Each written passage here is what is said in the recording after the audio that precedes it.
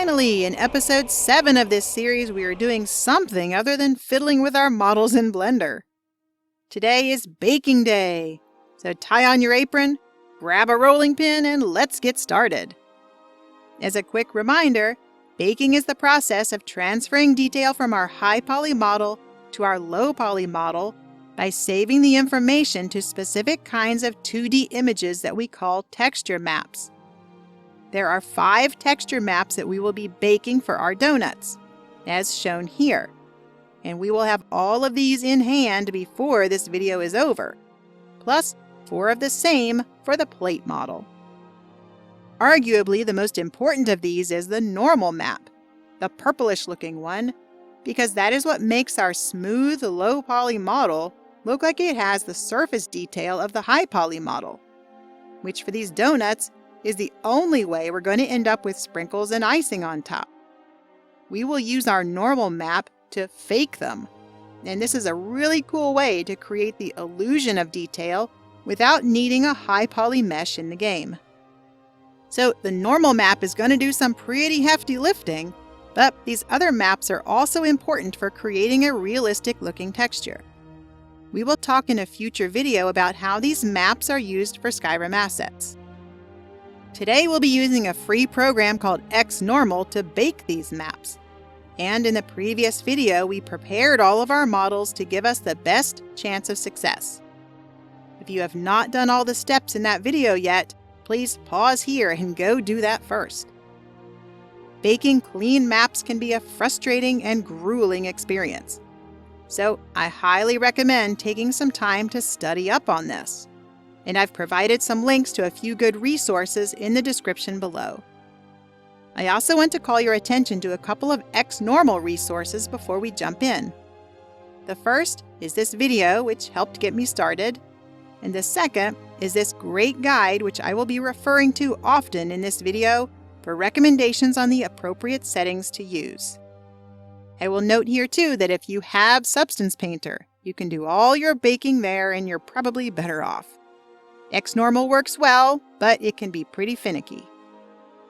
Okay, with all of our donut models prepped and exported as per the previous video, open up xNormal. Click on the top button on the right for high definition meshes. If there is anything listed here, click the button down at the bottom for clear all meshes. Then drag and drop your high poly OBJ donut file into the window. It should populate up at the top. If you are working with a small model, you will want to increase the default mesh scale here at the bottom. The guide says to use 16, but our donuts are already about 100 times real life size, so we are fine for the donuts to leave this at 1. Now click the next button for low definition meshes.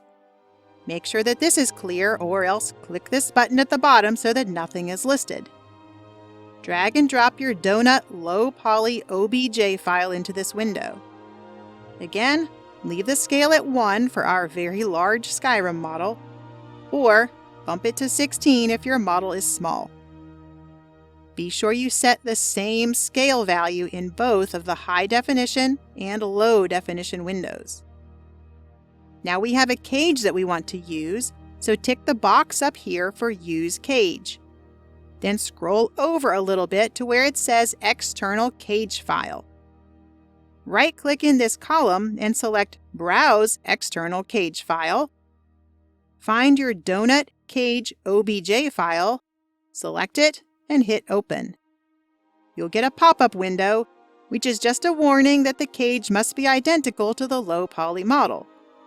We already know this, and we've ensured that it is by using our triangulated low poly model to make the cage, so just click OK.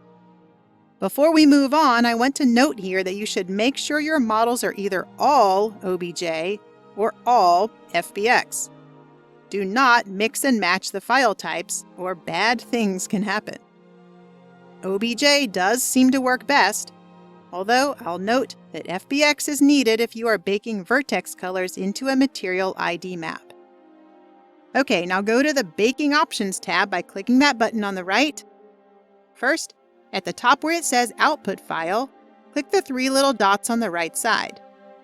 Navigate to wherever you want the texture files to be saved, and then provide a file name at the bottom of this window. The maps will be created using this name with a suffix appended at the end of each one to designate the map type. I'm just going to call mine Donuts. And make sure that this Save as Type box is set to either PNG or TGA, both of which are lossless formats. I generally use PNG, but some people recommend TGA, so pick whichever you prefer. Once that is set, click on Save.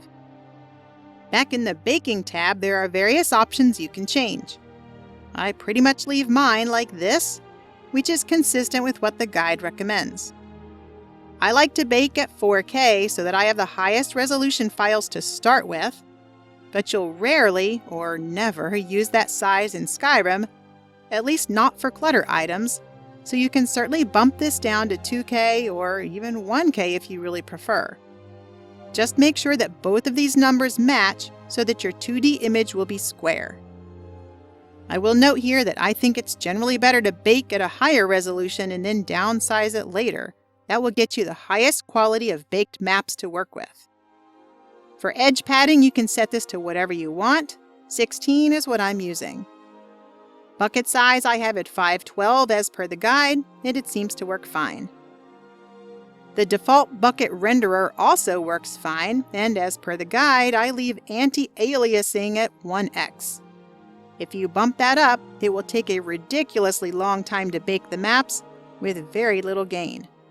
So it does not seem that there is a good reason in xNormal to use anything but 1x here. I will note that this is different than Substance Painter, where I hear that 16x works great and is lightning fast. The boxes here for closest hit, discard back faces, and file overwrite, I just leave ticked on as per the default settings. Now for the maps themselves. We want, at a minimum, the normal map, ambient occlusion, cavity map, and curvature map. Our material ID we will bake separately, so don't worry about that one yet. You can tick other boxes to bake additional maps, but we won't be using any others for this workflow, and it will just increase your render time, so choose wisely. Before we bake, let's have a look at the settings for each of these maps. Click on the three little dots next to Normal Map. If you're going to take this normal map straight to Skyrim, then you would need to change the swizzle to -y, because Skyrim uses DirectX versus OpenGL, which is +y. You can read more about that here.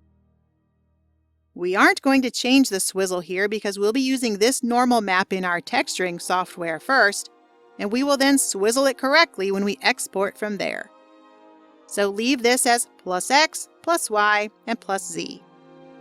Be sure the tangent space box is ticked, since that's what we want for this normal map. Long story short, make sure your settings look like this, and then close the box. Next, click on the three little dots next to ambient occlusion. The guide suggests using 256 rays at a minimum. You can use 512, but it will exponentially increase the render time, and 256 seems fine. For spread angle, bump this up to the max setting, which is 179.5. The rest of these you can leave as default, and close this window. Click on the three little dots next to Cavity Map. As per the guide, let's increase the rays here to 256 as well. I suggest making the ray number match whatever you put for the ambient occlusion map. And you can leave the rest alone. On to the last one, our curvature map. Click the three little dots to open up the settings. Make this match what you put for the ambient occlusion map, so that's 256 rays, and spread angle 179.5 if you are following along. And, very important here, the tone mapping needs to be set to monochrome for Skyrim. So your settings should look like this. Click on Close when you're done. And now we are ready to bake. Take a deep breath, cross all your fingers and toes, pray to Stendar, and click on the big round button here that says Generate Maps. A window should pop up and it should start doing something. Hopefully, you'll begin to see a decent looking normal map right away. The ambient occlusion or AO map and probably the cavity map will take a long time. So you may want to walk away and get some breakfast, lunch, dinner, a midnight snack, or maybe all four. It took my computer about half an hour to render these maps. Yours may be faster or slower. Just be sure it doesn't fall asleep partway through the process. If you are impatient like me, you can navigate to the location you indicated in xNormal and see the maps as they are created. And note that if any of them just look totally wrong as they are printing, you can cancel the process by clicking the little stop sign in the preview window here, and then click on Close once it stops. Now I'm going to hope/assume that your maps are looking pretty good. We did everything in our power to maximize our chance of success, so hopefully it's paying off for you. I think my maps are coming out awesome, and I love it when a plan comes together. Now maybe these aren't entirely perfect, but I'm quite happy with them. And I'm sure I'm going to learn some more tips and tricks as I go along that I can share with you in future videos. Pause here if you need some more baking time. I'm going to skip the video ahead to the point where mine are finished cooking. Alright, with our donut maps in hand, let's now bake the plate maps. Remember that xNormal can't do both at the same time since they share the same UV space but on different UV maps.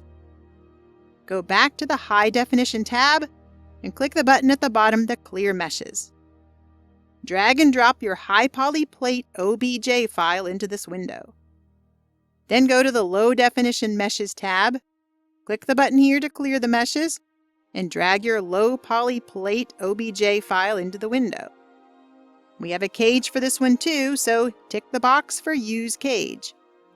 Then in the External Cage File column, right-click and select Browse External Cage File. Find the Plate Cage OBJ file, select it, and hit Open. Click OK again at the pop-up window. Go to the Baking Options page. All of the settings here and for each of the maps themselves should still be as we set them before. So the only thing to change here is the file name. Remember that xNormal will save all the maps with this name and just append the map type to the end of it. So click the three little dots here, and this time use plate as the file name instead of donuts. Click on Save. Now we breathe, cross things, and pray again, and click the Generate Maps button. The plate is a pretty simple object, so it will probably go faster, which is good and bad because it means I can already see that we have a problem. Click on the stop sign, and when xNormal stops, click on Close. What we've got here is a case of two things sharing UV space and not cooperating nicely while doing so. Remember that when we made this plate, we overlapped this whole bottom face with the big top face since they will have identical textures. Doing so allowed us to be efficient and maximize use of the UV space. But now it's baking the top and the bottom of the plate onto exactly the same space, and this is not working out well. Now I will admit here that I'm not sure what the right way is to fix this, but as a workaround, I'm just going to separate these areas on the UV map for baking. This is temporary. We won't actually use this version for our final model, and we only need to do this on the low poly model since that's the one that is UV mapped. So we've got to go back into Blender.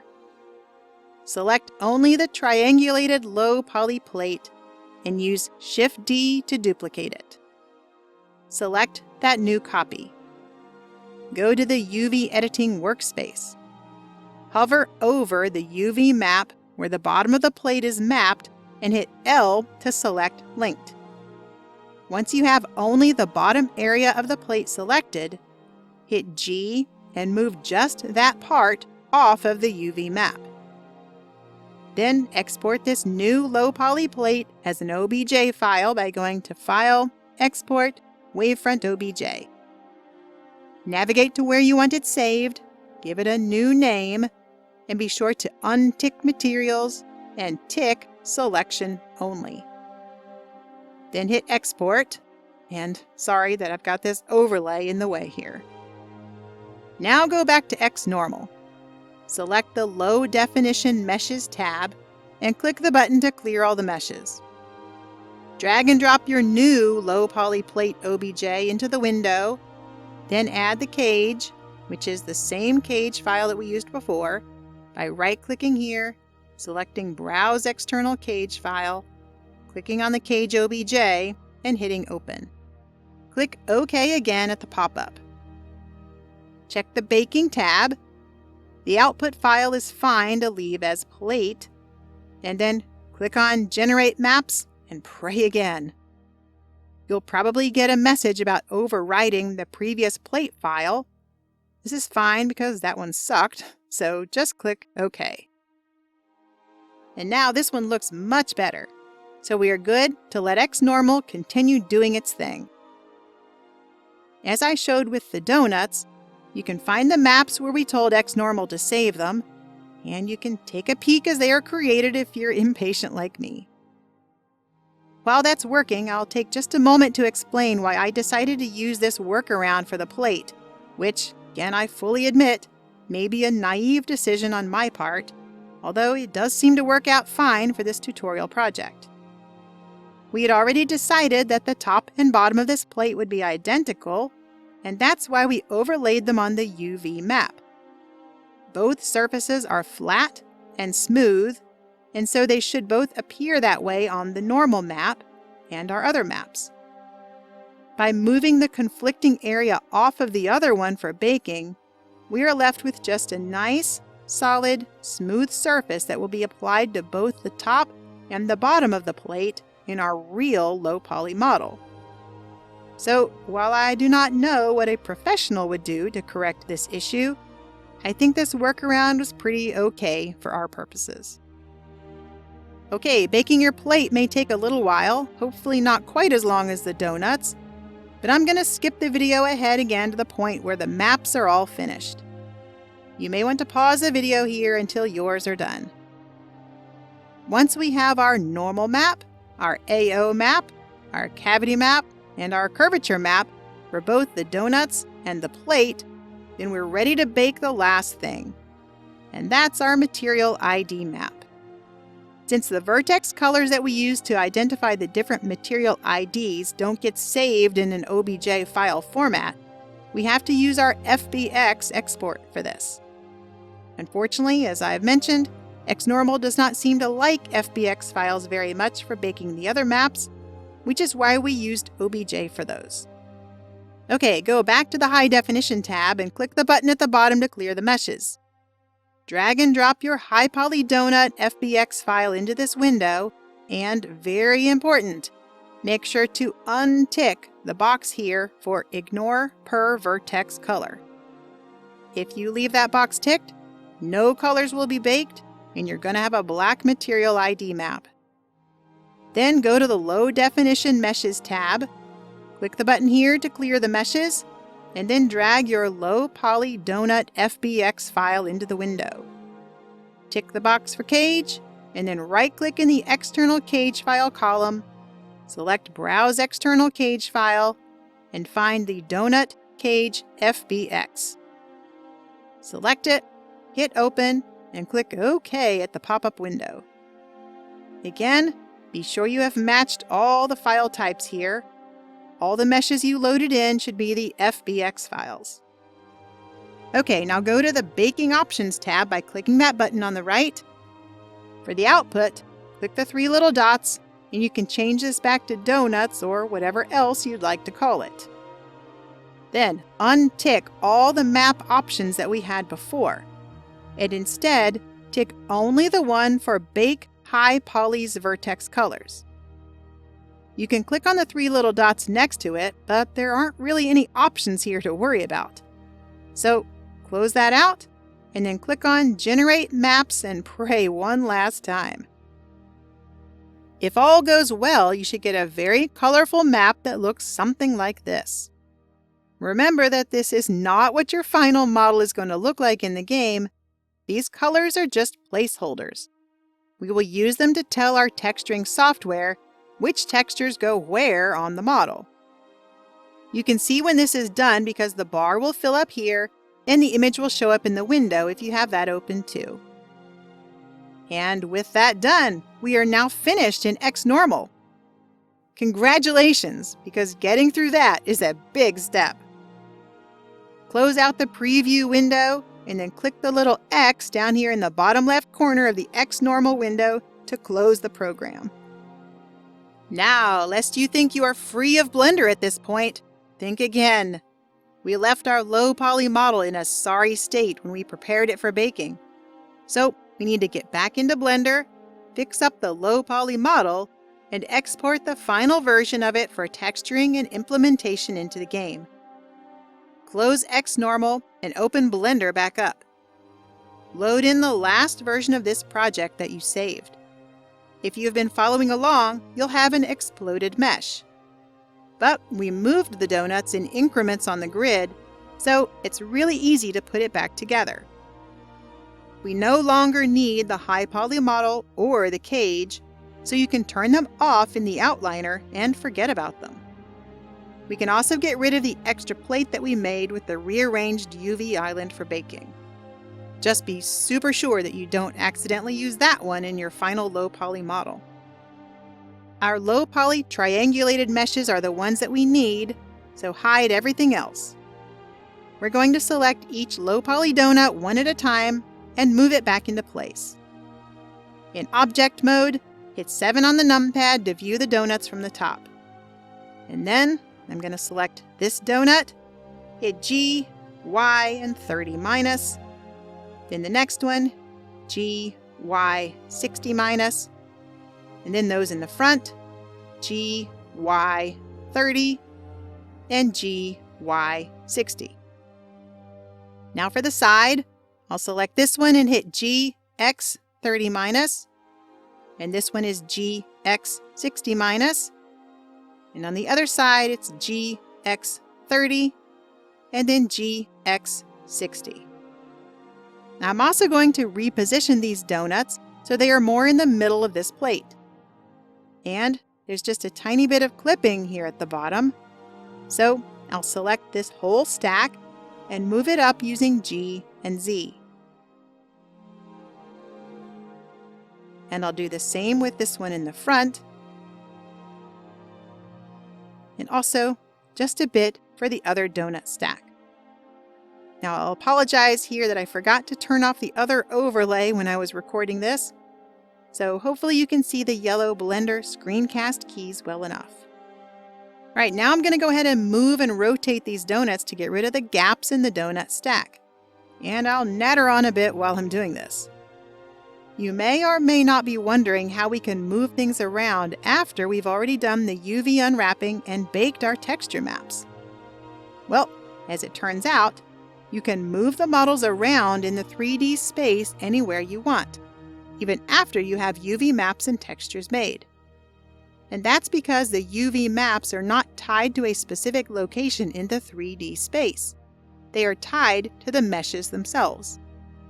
So, we can move these donuts sideways, up and down, and rotate them around to our heart's content, since each one has its own discrete UV island on the UV map that is not connected to any others. We can even scale them in uniform proportions if we want. We could also, if we wanted to, add more vertices within the existing ones. For example, we could add more edge loops to smooth the edges of the donut even more. What we cannot do is alter the shape or the geometry of the models by moving vertices around, by scaling only parts of them, or by sculpting on the mesh. Doing any of these things will cause all kinds of distortion on the textures because it changes the UV map. And you would not have the detail from those changes baked into your texture maps. So you want to be sure you have finalized the geometry of your models before UV unwrapping and before baking your maps. Okay, this looks good, so let's get this back on the world origin, just like we did a few videos ago with the long-winded approach. In edit mode, I'm going to use face select by clicking up here or hitting 3 on the main keyboard. And then I'll hit C for circle select and click to highlight all the bottom faces of the plate. And I'll note that I could probably have used Alt click to select the whole edge loop around the bottom, but here we go. Once those faces are all highlighted, I'll hit Shift S and choose Cursor to Selected. Then I'll tab to Object Mode, hit A to select everything, then right-click and select Origin to 3D Cursor. Hold Shift S again, and this time select Cursor to World Origin. And finally, I'll hit Shift S one last time and choose Selection to Cursor.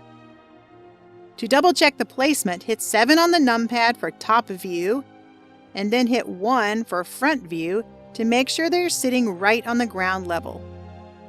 Having the origin for the object set to the world origin, and having the placement correct here in Blender will help ensure that your model sits properly in the 3D space within Skyrim as well. In our final model, which is what we are making here, we want to have only 2 meshes. The donuts, which will have one set of texture files because they are all one texture set, and the plate, which will have its own separate set of textures and is a different texture set. So, let's join the donuts into a single mesh. Select all of the donuts, but not the plate. Hold Shift and click on the front donut so that it turns light orange. Then hit Ctrl-J to join them into a single object. Over in our outliner, we now have just 2 meshes for our low-poly triangulated model. Double-click and change their names to something sensible, like donuts and plate. We are almost done.